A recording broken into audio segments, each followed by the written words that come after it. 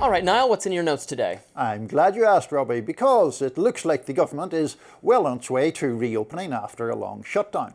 But the effects of the shutdown don't instantly disappear, and the lessons we've learned from it shouldn't be forgotten either. It's always worth remembering the advice commonly attributed to Maya Angelou: when someone shows you who they are, believe them. President Trump and his allies have shown us their willingness to use some of the poorest Americans as political tools, regardless of the suffering that causes.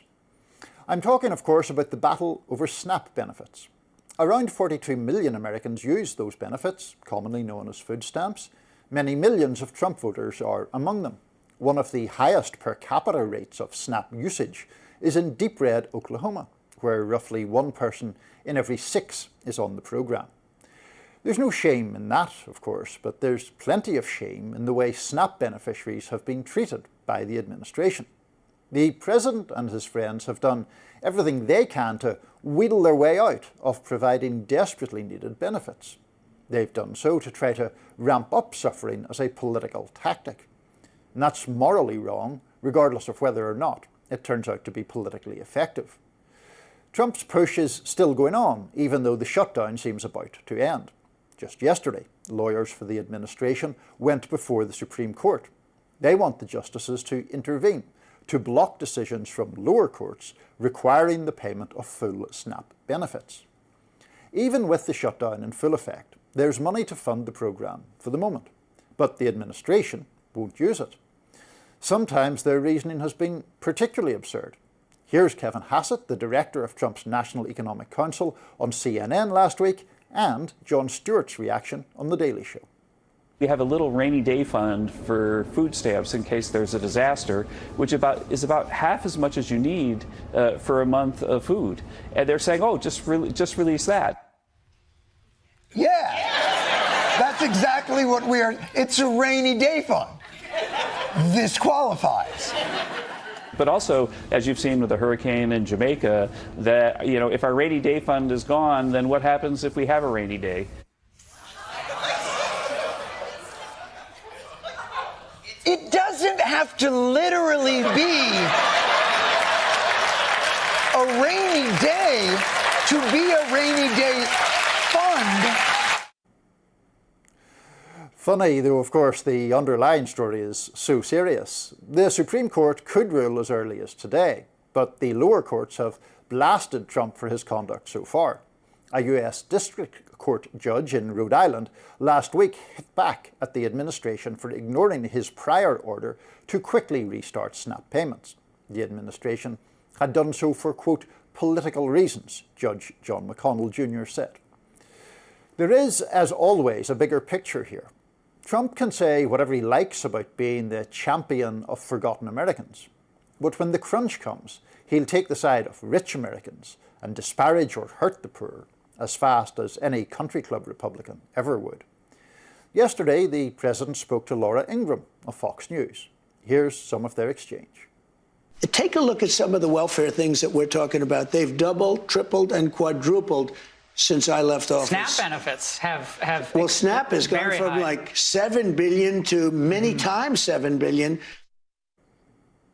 This is nonsense. The last time SNAP benefits cost the government $7 billion or less was decades before Donald Trump entered politics. If you're curious, it was actually in 1979. And SNAP's number of beneficiaries has not doubled, nor tripled, nor quadrupled since Trump's time in office. In his last full year in office, it was just short of 40 million. And no, that was not some pandemic-related spike. In 2018, the middle of Trump's first term, unaffected by the pandemic, the number of people receiving SNAP benefits was 40.7 million. Last year, it was 41.7 million. But it suits Trump to blame the poor. Here's some more of his exchange with Ingraham.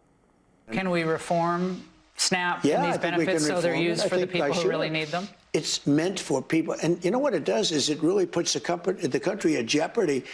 People that need it have to get it. I'm all for it. But people that are able-bodied can do a job. They leave their job because they figure they can pick this up. It's easier. That's not the purpose of. Nonsense once again. SNAP does not put the country in jeopardy.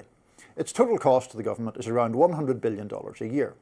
The massive tax and spending bill Trump passed earlier this year will add more than 3 times that amount to the nation's deficit.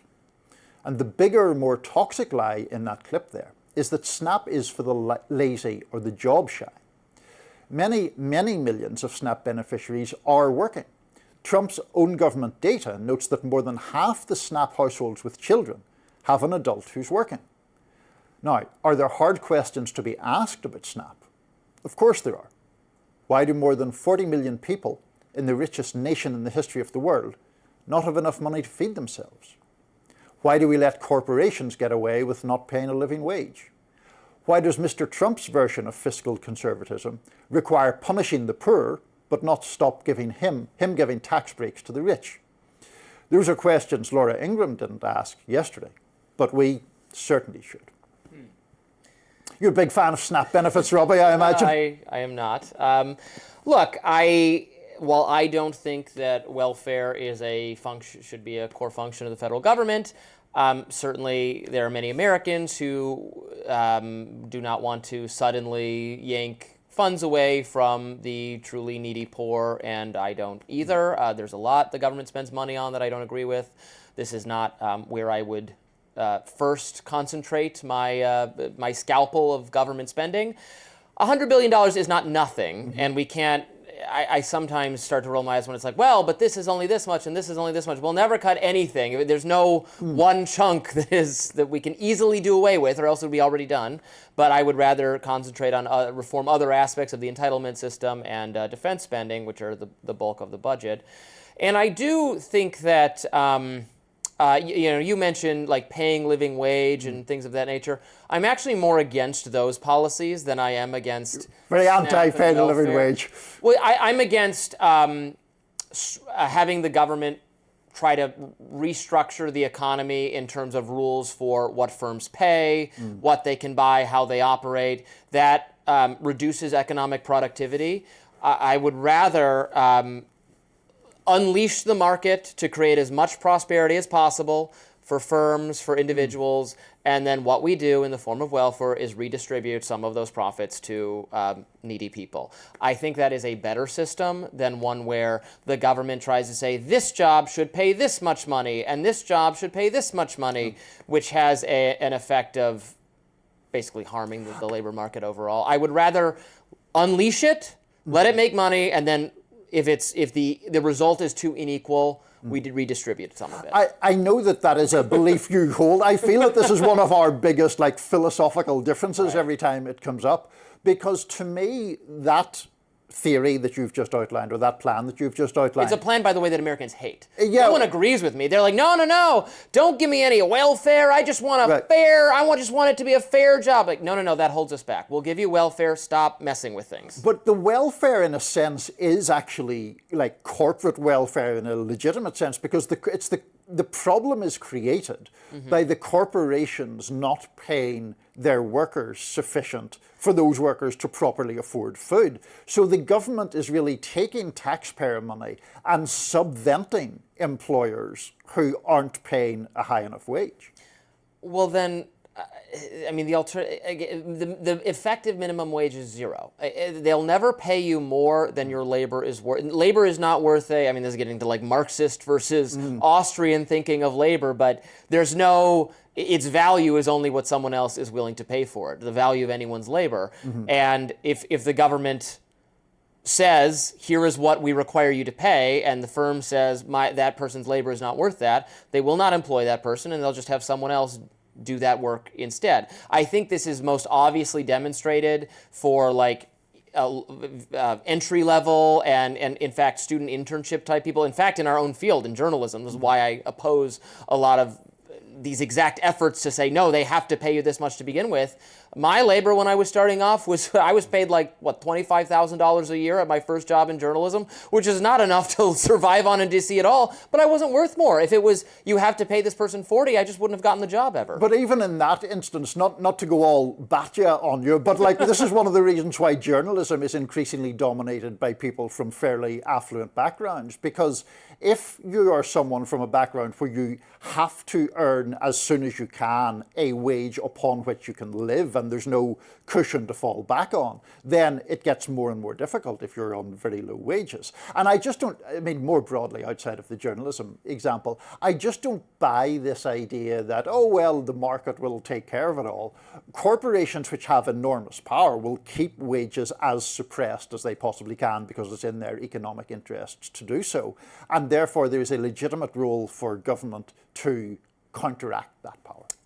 Yeah, that's our disagreement. I would say, but labor is a resource like any other. Yeah. And so while it sounds bad that, they keep wages low, well, then that results in lower prices in terms of their service, where if you raise the cost of the labor cost, it's like raising any other cost of raw materials, then the good costs more. So I would subsidize the laborers in forms of welfare rather than tell the company what they should. I feel this is our deepest schism, but there we go. We'll discuss it further at a later date. Next up, Trump has pardoned more than 70 people over the weekend, including his former personal attorney, Rudy Giuliani. That's next on Rising. Stay with us.